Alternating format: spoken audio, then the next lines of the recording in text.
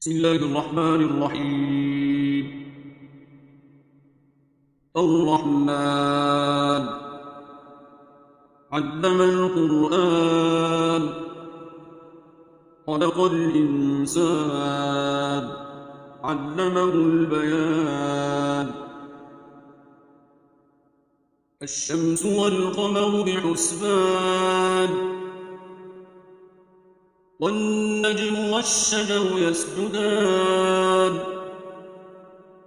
والسماء رفعها ووضع الميزان، ألا تطغوا في الميزان،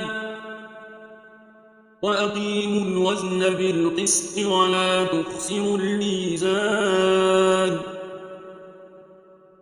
والأرض وضعها للأنام، فيها فاكهة والنخل ذات الأكمام، والحب ذو العصف والريحان. فبأي آلاء ربكما تكذبان؟ خلق الإنسان من صلصال كالفخار، وخلق الجان من مارج من نار. فبأي آلاء ربكما تكذبان؟ رب المشرقين ورب المغربين. فبأي آلاء ربكما تكذبان؟ مرج البحرين يلتقيان، بينهما برزخ لا يبغيان. فبأي آلاء ربكما تكذبان؟ يخرج منهما اللؤلؤ والمرجان. فبأي آلاء ربكما تكذبان؟ وله الجوار المنشآت في البحر كالأعلام. فبأي آلاء ربكما تكذبان؟ كل من عليها فان، ويبقى وجه ربك ذو الجلال والإكرام. فبأي آلاء ربكما تكذبان؟ يسأله من في السماوات والأرض، كل يوم هو في شأن. فبأي آلاء ربكما تكذبان؟ سنفرغ لكم أيها الثقلان. فبأي آلاء ربكما تكذبان؟ يا معشر الجن والإنس إن استطعتم أن تنفذوا من أقطار السماوات والأرض فانفذوا، لا تنفذون إلا بسلطان.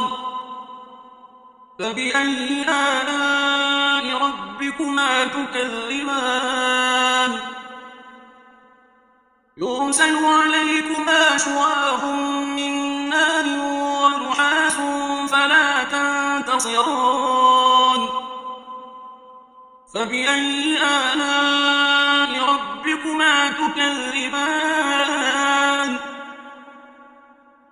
فإذا انشقت السماء فكانت وردة كالدهان.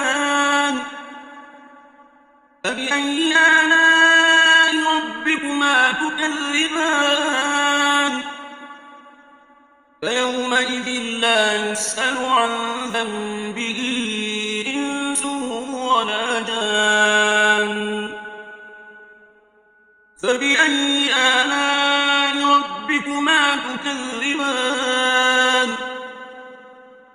يعرف المجرمون بسيماهم فيؤخذ بالنواصي والأقدام فبأي آلاء ربكما تكذبان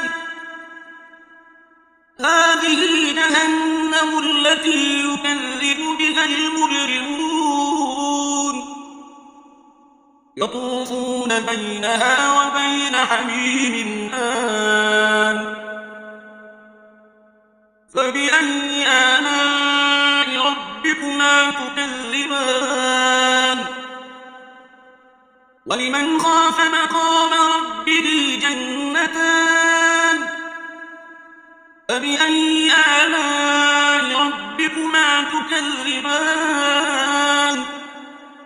ذواتا أفنان فبأي آلاء ربكما تكذبان فيهما عينان تجريان فبأي آلاء ربكما تكذبان فيهما من كل فاكهة زوجان فبأي آلاء ربكما تكذبان متكئين على فرش بطائنها من استبرق وجنى الجنتين دان فبأي آلاء ربكما تكذبان فيهن قاصرات الطرف لم يطمثهن إنس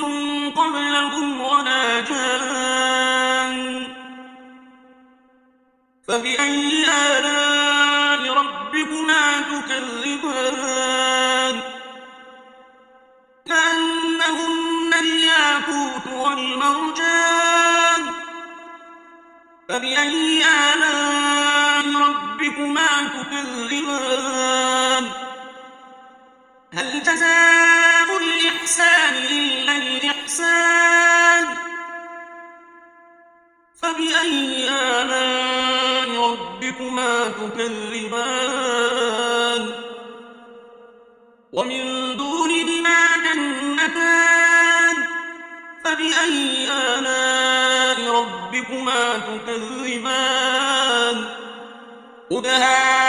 مدهامتان فبأي آلاء ربكما تكذبان فيهما عينان نضاختان فبأي آلاء ربكما تكذبان فيهما فاكهة ونخل ورمان فبأي آلاء ربكما تكذبان فيهن خيرات حسان فبأي آلاء ربكما تكذبان حور مقصورات في الخيام فبأي آلاء ربكما تكذبان لم يطمثهن إنس